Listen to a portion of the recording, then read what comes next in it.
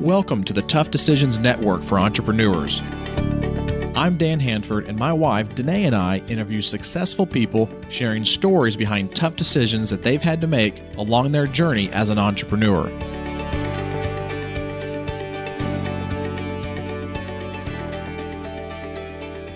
On the podcast with us today is Estie Rand. Estie, welcome to the podcast. Thank you, Dan. I'm really excited to be here. We are looking forward to talking with you today. But before we get into the meat, I guess, of the podcast, which is, of course, about tough decisions, we'd like for you to tell us and our audience a little bit about your background as an entrepreneur and where your focus is right now. Sure. So I've been running businesses profitably since I was 10 years old. Started my first bracelet business, and I found the real order forms and ads that I made up as a kid. Ran a whole bunch of businesses through elementary school and high school. But when I graduated college, I went to look for a real job because that's where real money is. And all the other stuff is just like side hustles. And I rose up in the ranks to be a CIO of a multinational nonprofit until one day when they messed with my work-life balance and they hired a middle manager. I had been working flex time as a CIO. It was a very cool job. And when I left, I was having trouble finding anything similar for a good reason. People at that level don't usually get to come home in the afternoon and hang out with their kids. I had 3 little ones at the time. And I had this dream to go and help small business owners. 2011, beginning of the small business boom, the tech was just really arriving and getting mass adoption. And everyone was trying to do something, sell on Etsy, be a massage therapist, be a coach, make cupcakes. Like everyone was doing something. And I was watching them just all make mistakes, and it was making me crazy. And I knew I could help them. And it all came to a head one day when I was sitting with a headhunter trying to get hired. Because again, your own business is a side hustle. To make real money and support a family, you need a real job. And I'm sitting with this headhunter and she looks at me, she's like, Estie, what's the dream? What do you really want to do? I said, you know what, truthfully, I want to do consulting. This woman is a former McKinsey consultant. I felt like a kinship. She did what I want to be doing. And I said, I really want to do small business consulting. And she looked at me and she said, Estie, no one will ever hire you. No one will take you seriously. You need at least another 20 years C-level corporate experience before anyone ever pays you for your advice. So she was wrong, about 400 or 500 clients later, 9 years later, and she was definitely wrong. We've got some pretty good money. It became my full-time gig within the 6 months after that meeting. I think that meeting kind of spurred me to prove her wrong, even though I never saw her again. And what we do now is full service consulting for small business owners and nonprofits. Anything that a Fortune 500 company would get from like a Deloitte McKinsey type, we do for micro business owners. So I really already just love your story and hearing you kind of talk through that, because being able to go home in the afternoon sounds like you had just the ideal work schedule for a mom, and trying to get that, in another position. I mean, that's pretty much impossible, as you said. I'm just curious, after you moved on from that, was that the first time you had really thought about being in business again for yourself since you were younger, like school age, like you said? Or had that kind of come up, several times and you just always sort of shoved it aside because, like you said, we're under this impression that working for someone else is really the only way to make money? So that was really the first time that I thought of doing my own thing full time. And even at that point, I don't think I believed in myself enough to look at it as full time. Like even then, I think I was like, okay, I'll try it on the side. I was applying to be a consultant in other agencies and other firms. Maybe I'll do it, through somebody else. I took on business brokerage. I worked in sponsorship sales for the Mobile Marketing Association at the same time, because I'm crazy and a workaholic. But I didn't trust it. I had always done side businesses. I had never done full time my own thing. So I don't think it really ever occurred to me at all until the consulting started taking off so much that it had to become my full-time thing because I didn't have enough time to do anything else. I don't think it occurred to me until it literally knocked me over the head with its success.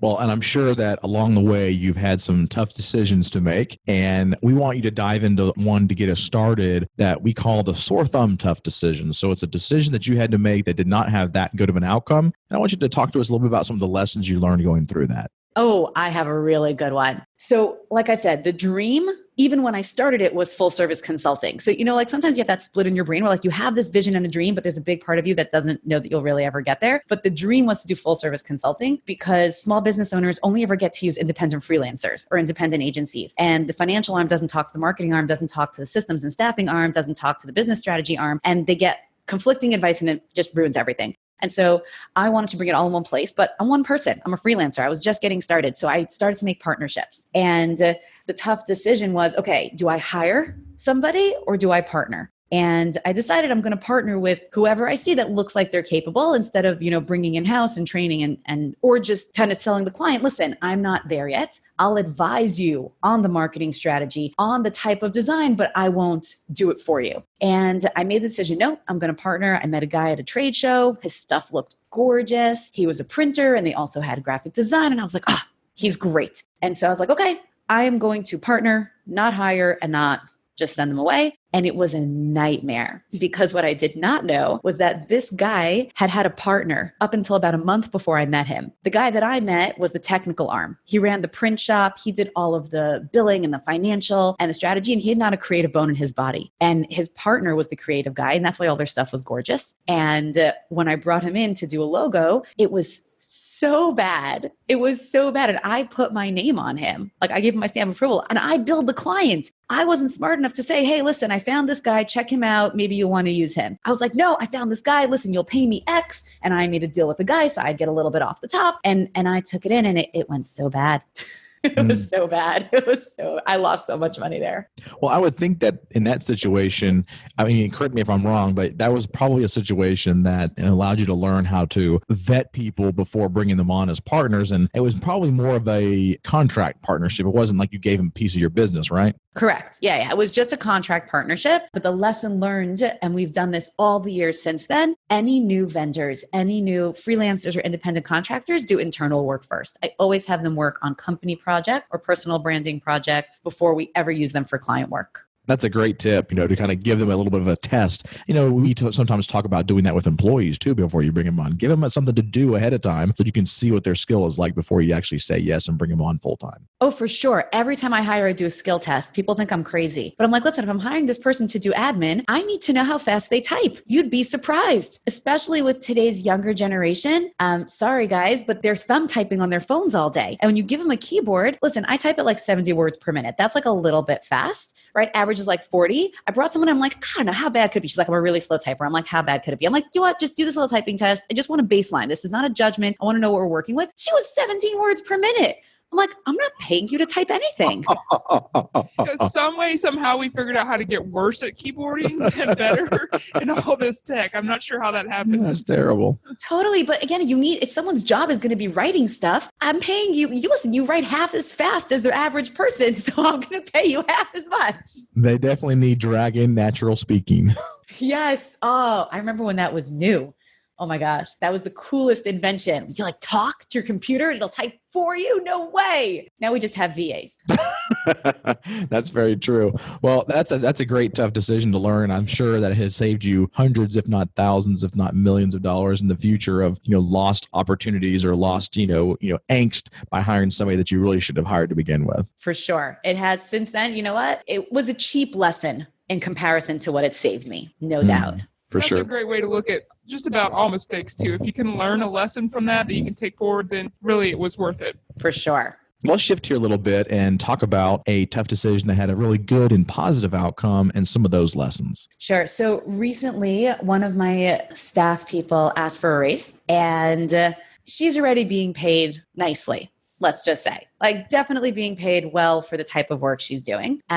However, the company is in a big growth spurt, super fun, really amazing. And good people are hard to find. And I was really agonizing because the options are give her a raise and keep her and be paying more for the actual work being done than I would pay if I took somebody new. For a bunch of the work that she's doing, I could probably get someone at half the price. That's the truth for the technical aspect of the work. Or, say, listen, really sorry, we're in a growth spurt, but listen, money's money and you're being paid well and I could totally get this work done cheaper. So no raise, take it or leave it. And I think this is a very common thing. Listen, I work with clients on this all the time where we make these kinds of decisions. And for me, I had to call my own business coach, even though I am one. I find that clarity comes from speaking to somebody else. And what she said to me was just perfect. She's like, Estie, good people are hard to find. Do not lose somebody when things are busy. And that was it. Like, that was my decision. So I gave her the raise, thrilled that I did. There is no way I'd be able to keep up with what's going on now. I would have lost so much more money. It would have been penny wise and pound foolish. That would have been had I made the other decision. Because I would have saved, on the hourly work, but I would have lost tremendously on the ability to grow the company fast because of someone who's been with me for so many years who can just do things automatically. And that's what makes them worth their value. That's another really important lesson. I know it's something that we've talked about and we've faced before. I'm just curious, was there anything specific or particular that you could share with us about this employee that sort of pushed you over the edge? Because I find it to be a very hard balance to find. Work is work. And as you said, money is money. So work is worth a certain amount of money, but do occasionally have employees that you don't want to lose them. So can you share maybe what it was specifically about this person that sort of pushed you over the edge?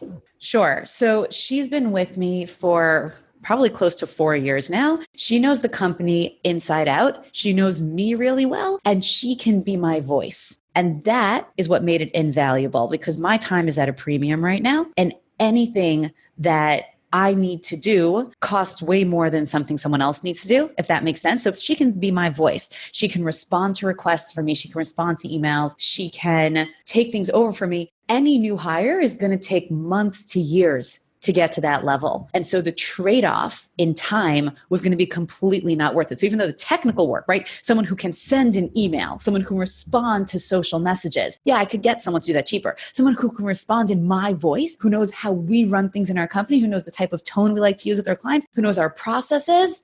No way. That was going to cost way more. Yeah. No, I think that's a great lesson because, we, like Dennae said, we've definitely, I don't want to necessarily say struggled, but we've definitely talked and had some pretty strong discussions about that with various people in the organization. And I think it's very important to always check yourself when somebody asks for a raise or whatever and kind of see what are those, like you said, those costs of letting them go and having to replace them. And then possibly that person not working out and having to find somebody else. And, to be able to just keep the person that you had that can continue to allow you to grow and scale, because at the same time, that person's probably helped you get to where you are as well. Oh, for sure. For sure. And you know what? She's going to be with me forever. As long as she's willing to stay, I'm going to keep her. We're doing really good stuff together. People don't always look at the intangible values. Okay, this person just does this technical work. There's so much more than that. There's relationship, there's understanding, there's communication. That is stuff you don't get so quick. We do, like I said, full service consulting. So in addition to strategy, like marketing strategy, we'll also do a branding for a client. So now I have brought that all in-house at this point. We'll still work with independent contractors or clients' own freelancers or teams. We have our own team. And I went through a bunch of designers before I found one that really had the creativity, the flexibility, the attitude that I wanted. Those intangibles are something you can't put a price on.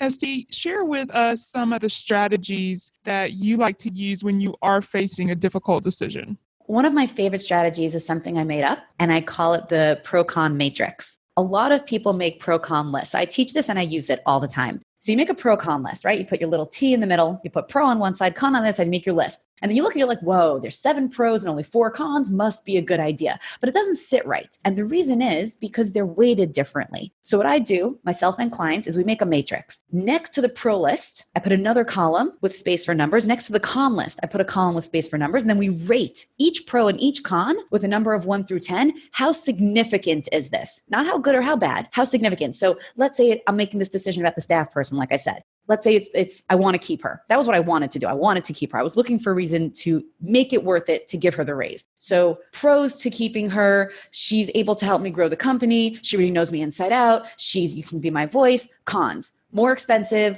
could get somebody cheaper. When does the salary raises ever end? Et cetera, et cetera. How significant is each item? Well, how significant is it that she's my voice? Dude, that's a 10. Okay, that's a really, really hard thing to get. That takes years and just the right personality. How significant is the con that I could get somebody cheaper? Okay, like a 5, 6. It's not such a big difference. And when you start to weight things, the length of the list matters less than the total sum at the bottom. And sometimes you can have a list where one is way longer and one is way shorter. And you're like, why am I so torn? But when you add up all the numbers, they're almost even. And it's such a great clarity tool. I use it all the time.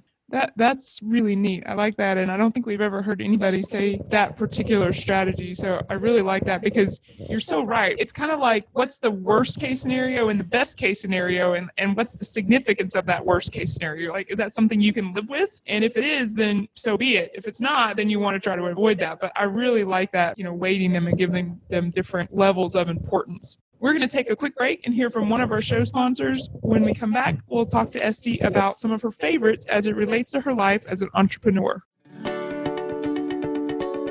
Have you ever thought about investing in real estate, but find yourself so busy that you don't have time for it? Do you have FOMO, which is the fear of missing out?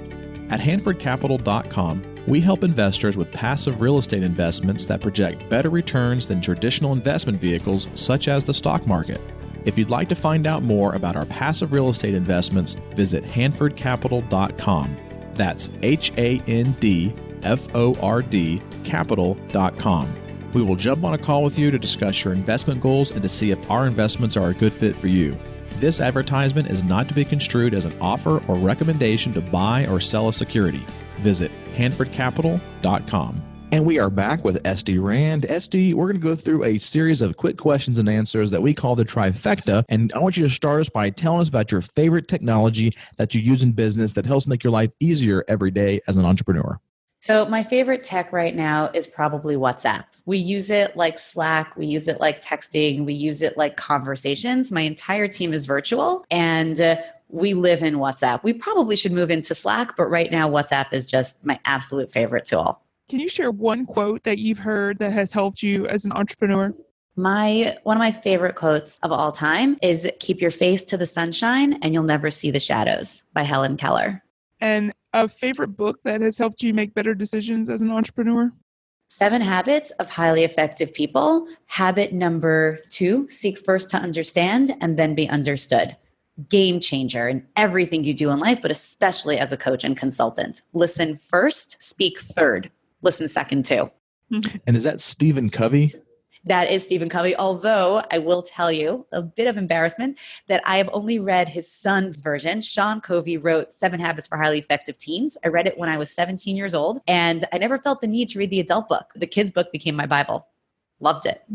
That's cool. Well, what's the next thing for you right now on your vision or dream board? So we are in the middle of launching courses. I have been working toward this for a couple of years, and we're finally ready. We're launching our first major interactive course February of 2019. And it's going to be Marketing Magic, helping people translate their ideas into money without wasting money in the process on marketing and helping them build a full marketing strategy for themselves in a cheaper way than they could ever do it before. I'm so excited. That's cool. That's cool. Well, how can listeners reach out to you to get to know a little more about these courses that you've created or try to follow you or connect with you more? Sure. So best to go to estierand.com, and we actually have a free gift for all people who listen to awesome podcasts like this one. So if you go to estierand.com/free gift, you'll be able to download our 137 promotional strategies that enable you to get the attention of any audience on any budget. That is awesome. We'll make sure we have those available on the website, toughdecisions.net, so you can grab those off the show notes. Thank you again, Estie, so much for joining us. We look forward to following you as you continue to grow as an entrepreneur and have you on a future episode as well. Thanks, guys. This was awesome. Thank you so much for having me. Thank you for listening to the Tough Decisions Network. Be sure to visit toughdecisions.net to gain access to show notes for this episode and to join our free weekly entrepreneur email where we will send you news about the latest technology for your business, inspiring quotes, and the latest books for entrepreneurs. That's toughdecisions.net.